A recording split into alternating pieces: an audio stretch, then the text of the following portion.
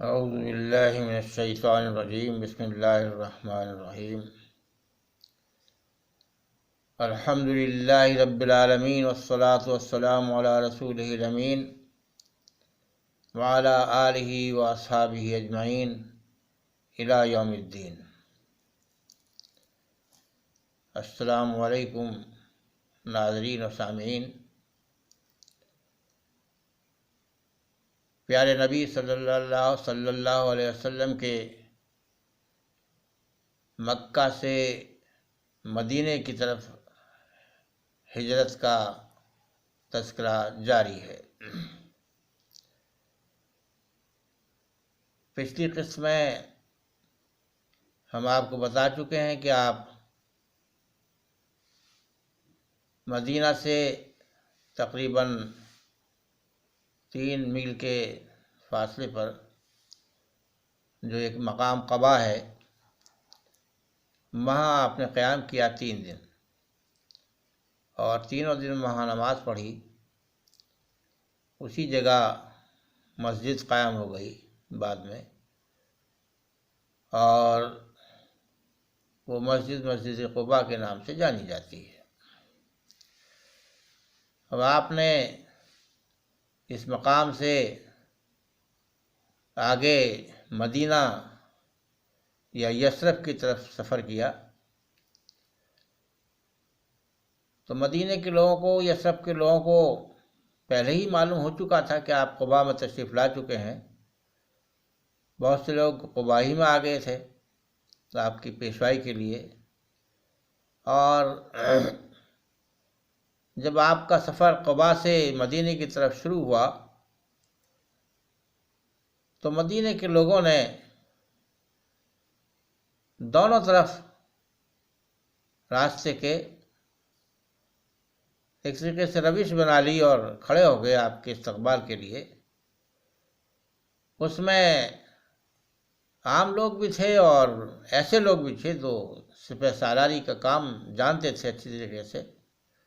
ہتھیار سے لیس تھے، اور انہوں نے پیارے نبی صلی اللہ علیہ وسلم کا دونوں طرف راستے کے کھڑے ہو کر کے استقبال کیا۔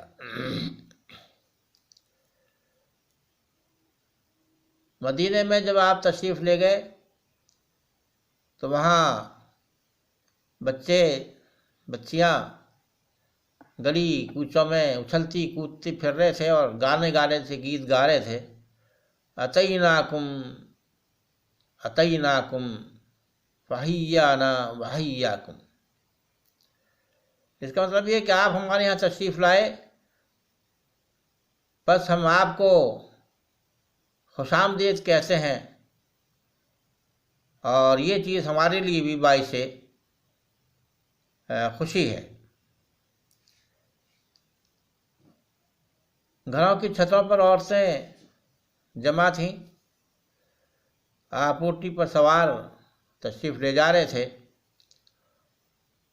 اور وہاں جتنے لوگ مسلمان ہو چکے تھے، جن لوگوں کو سب کو صحابیت کا شرف حاصل ہو چکا تھا، وہ اس قدر بے قرار تھے رسول اللہ صلی اللہ علیہ وسلم کی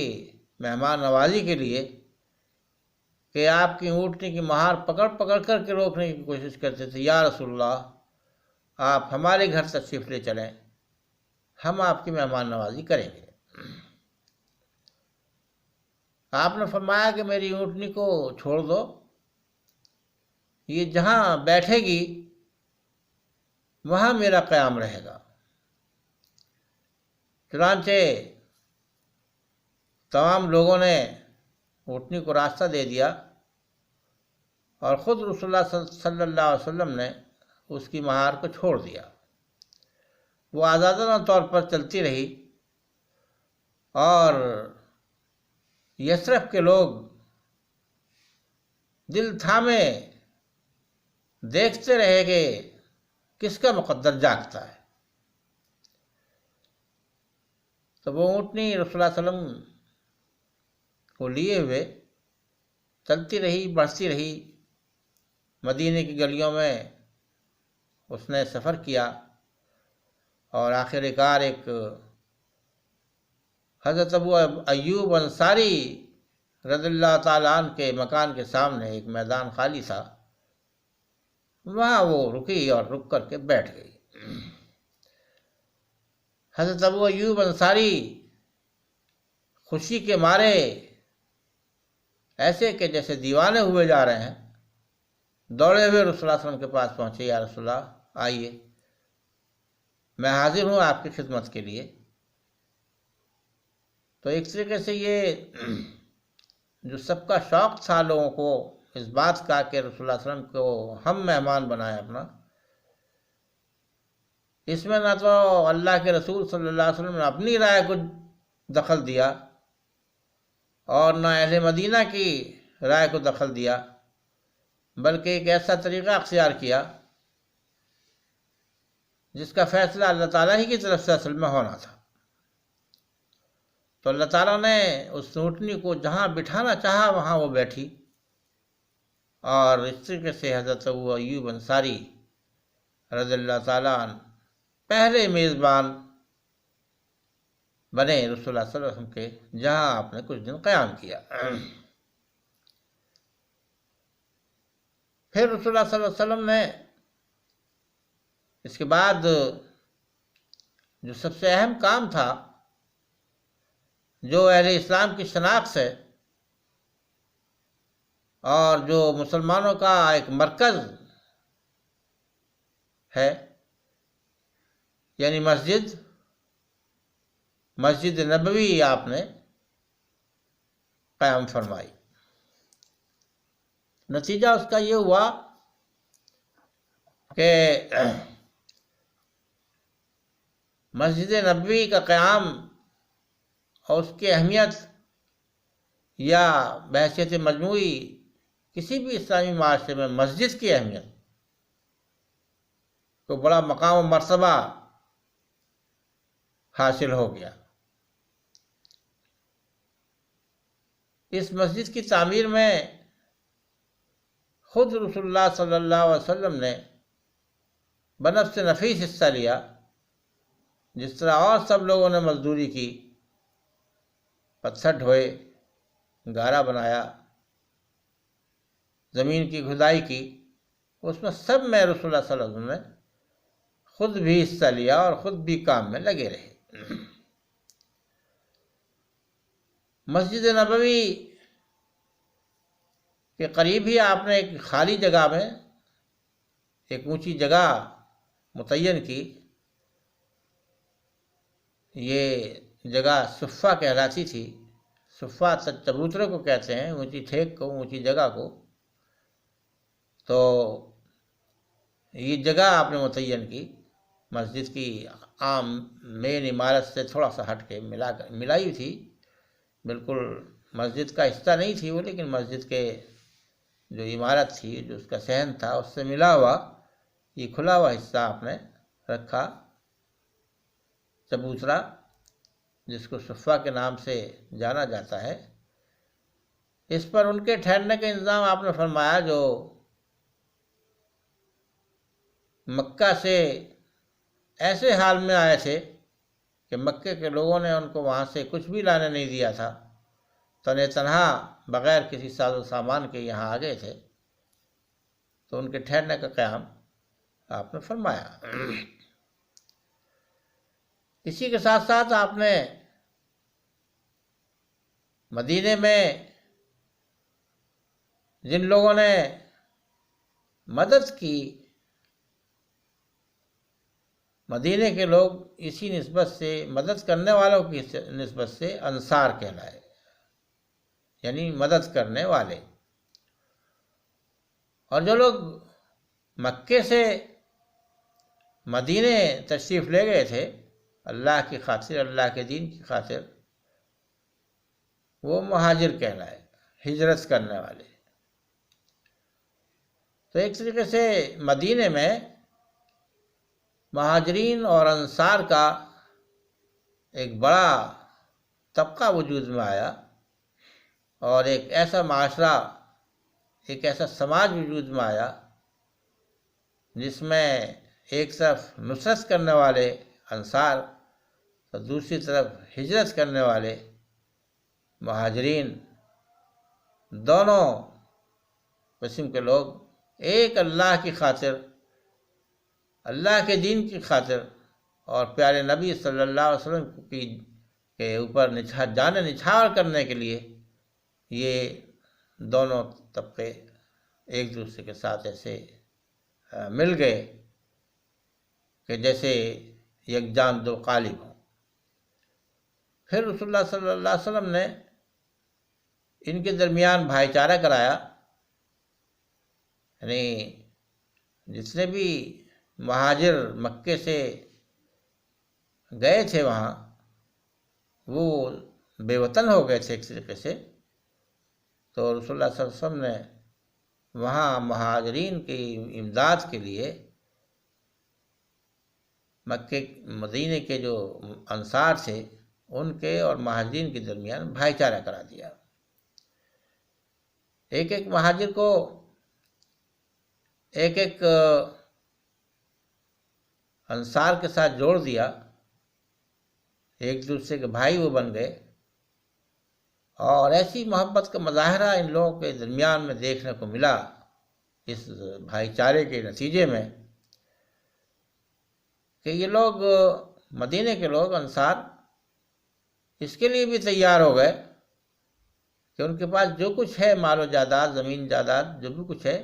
وہ آدھی آدھی تقسیم کر دیں۔ یہاں تک کہ اگر کسی کے پاس 2 یا 3 بیویاں تھیں تو انہوں نے کہا کہ ہم کسی ایک بیوی کو طلاق دیے دیتے تمہارے لیے، تم وہاں سے بے گھر ہو کر کے آئے ہو، اپنے بیوی بچوں کو چھوڑ کر کے آئے ہو، تم اپنی بیوی کو طلاق دیے دیتے ہیں تمہارے لیے۔ حالانکہ اس پر عمل مہاجرین نے نہیں ہونے دیا، مہاجرین نے نہ تو ان کے مال میں حصہ داری بانٹی اور نہ ہی ان کی بیویوں میں حصہ داری کی، اور یہی کہا کہ ہم یہاں محنت کریں گے، جدوجہد کریں گے،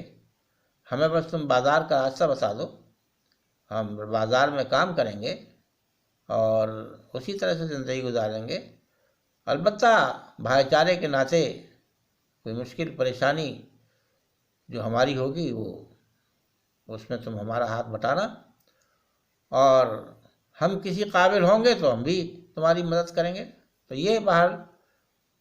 مہاجرین کی طرف سے تو یہ پیغام تھا کہ ہم اپنی محنت، اپنی جد و جہد سے ہی جو کچھ کریں گے یہاں وہ کمائیں گے، اللہ تعالیٰ ہمارا رزق دینے والا ہے۔ اور انصار کی طرف سے یہ اعلان تھا کہ ہماری ہر چیز میں تمہارا حصہ ہے،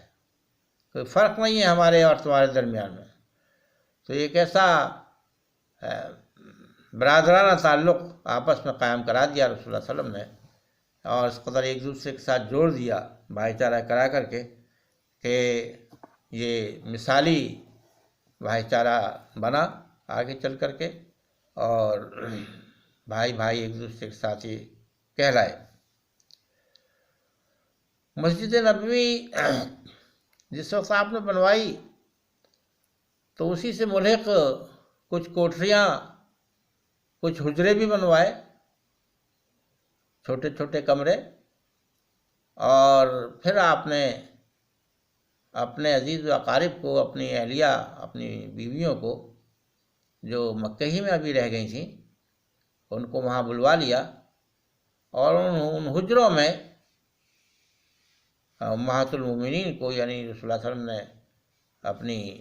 بیویوں کو ان میں قائم کیا، رہنے کے لیے جگہ دی، اور اس طریقے سے مسجد کے سے ملحق کچھ حجرے جو جس میں امہات المومنین رہتی تھیں، وہی رسول اللہ صلی اللہ علیہ وسلم کے حجرے بھی بنے رہے، آپ ان میں قیام کرتے رہے اپنی بیویوں کے ساتھ ایک مدت دراز تک، بلکہ آخر عمر تک۔ تو یہ آپ کا وہاں